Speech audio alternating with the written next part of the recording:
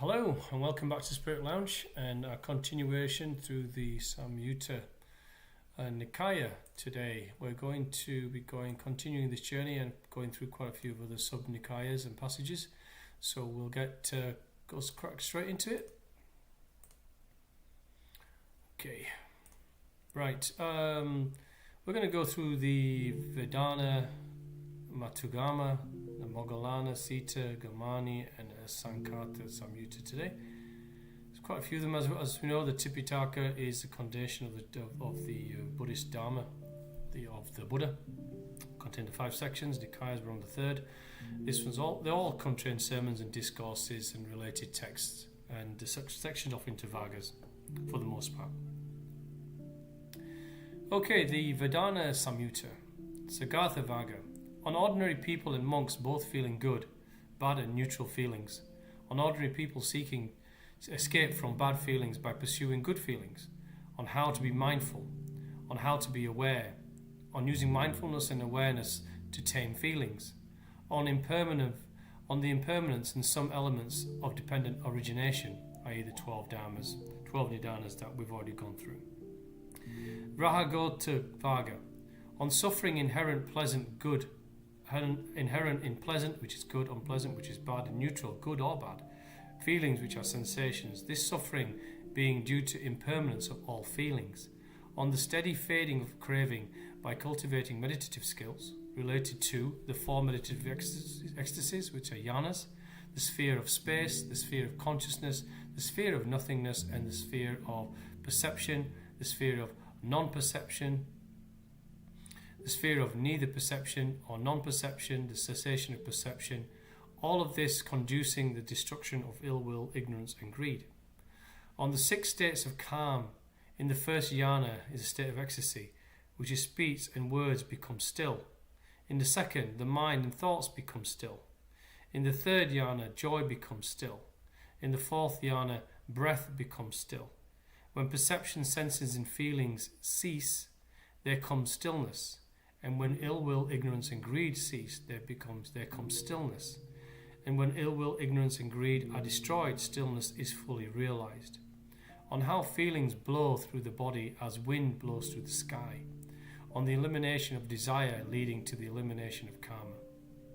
On feelings, good and bad and unpleasant, and natural feelings. So this is basically taking you to the course of how you go through how stillness is evolving through the cessation of different senses and feelings and greed and ill will and ignorance and understanding perception and non-perception through different spheres of awareness, which is what this is taking you through. Okay, the Athasattva Pariyaya Vagga. On the wrong view, a deterministic view, that all present feelings, good, bad or neutral, are a result of past karma or past actions. On other causes of feelings that are not attributable to past karma, new karma, mitigated past bad karma, physical realities of existence, on how deterministic views of karma are based upon unknowable information, uncertain in knowledge that the Buddha was not taught but discovered himself, the nature of feelings and the arising of feelings, the origination of feelings, the cessation of feelings, the path that leads to the cessation of feelings, the satisfaction of feelings, the peril of feelings, and the liberation from feelings.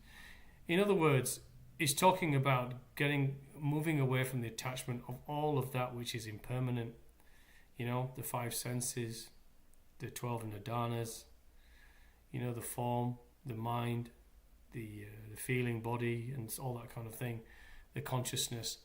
All of this moves into what is called the liberation from feelings.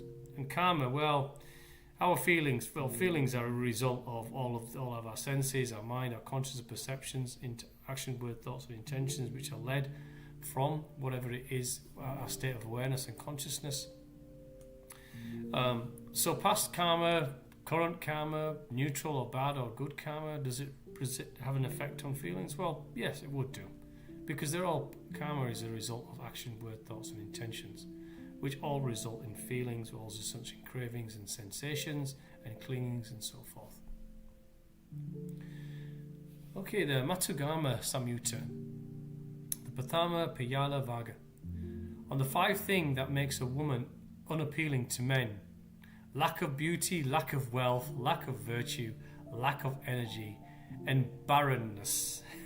On the things that make a woman appealing: beauty, wealth, virtue, intelligence, energetic, and childbearing.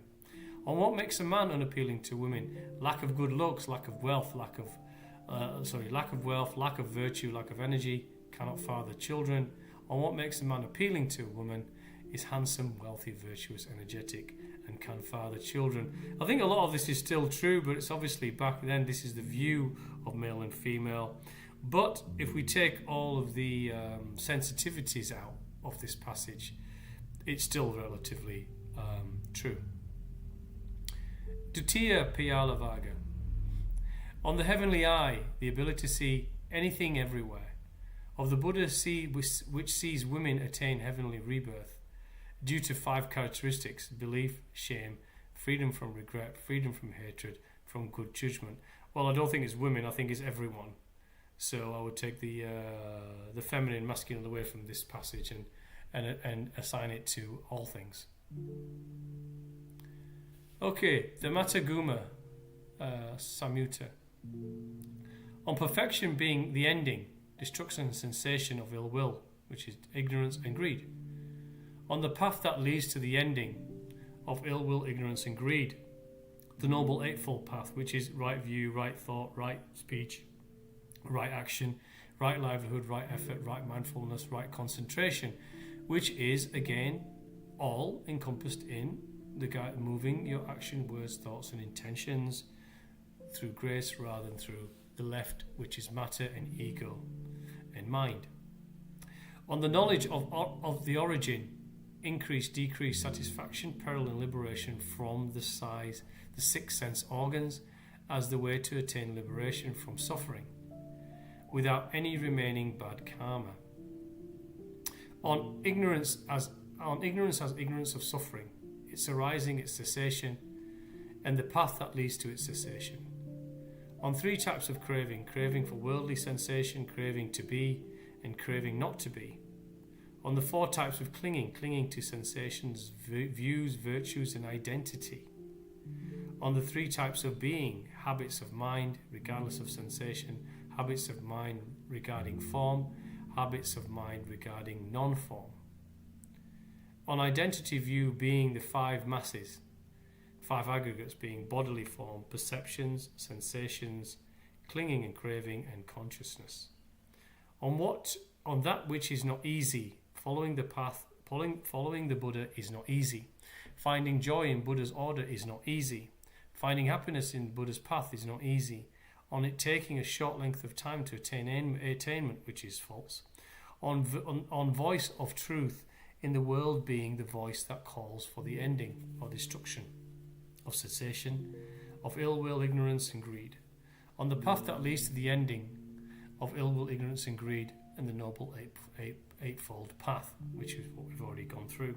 So this again is talking about elimination of attachment and the detachment from these things, sensations, feelings, cravings from all of the bodily forms, the aggregates and the nidanas and the Eightfold Paths and so forth, the right view, right as opposed to wrong view. And effectively it's all encompassed in what I would describe as moving your action, word, thoughts and intentions and mind consciousness, and having it guided through the source, the energy of source and grace, rather than the ego and mind and form, which is on the left, and the wide open path of disillusion and illusioned pathways on the left. On the 3 types of desire: worldly desire, the desire for birth, and the ignorance-driven desires. On the path that leads to the cessation of all desires, which is the Noble Eightfold Path, which is the right view, thought, speech, action, livelihood, effort, mindfulness and concentration. On the 3 types of being habits of the mind regarding sensations, form and non-form. On the path that leads to extermination of these being the Noble Eightfold Path, being the views, on the three types of suffering: bodily, intentional suffering, and change-caused suffering. On the path that leads to the extermination of suffering, being the Eightfold Path, the extermination of fetters, and so forth. Okay, the Moggallana Samyutta. On meditation, on attaining the first jhana, is meditative ecstasy. The second, third, fourth jhana, which is ecstasy.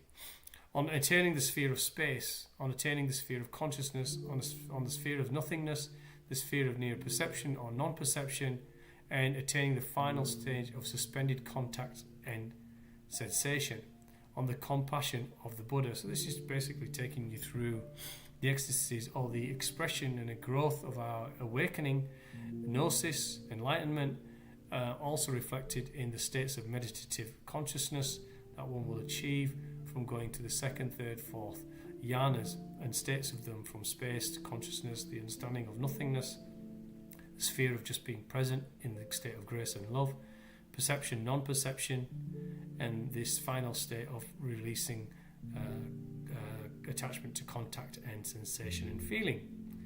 Sutta Samyutta. On bonds being different from binding. So bonds are strong and bindings are not strong. Things. On the six sense organs, not being one or the other's bond. Rather, the craving and attachment generated by the sense organs and the senses are the bond. On karma formations by thought, speech or body. On breathing as a body determination. On reasoning before speech as a speech determination. And feelings as thought determination. On the difference between a dead person and someone in whom all karma formations have ceased, and the dead person is dead, and the other is alive and thinking. On the dead person in these contexts is someone who is not on his path towards spirituality, is immersed within matter. On belief, the absence of doubt and knowledge is the absence of ignorance. Opposite of that is. So the belief is the absence of doubt, and ignorance is the absence of ignorance. Sorry, the knowledge is the absence of ignorance. On meditation and the four meditative ecstasies, which are again the jhanas. Gammani Samyutta. On the law of karma, on the difference between violent and heroic, ill will, ignorance, greed of one person's provoking violence in themselves and in others. On ill will, ignorance and greed being eliminated from a person, making this person heroic. On the fate of entertainers, hell or rebirth as an animal. So it kind of vilifies people who entertain. I'm not sure where that comes from in those times, but we wouldn't do that today.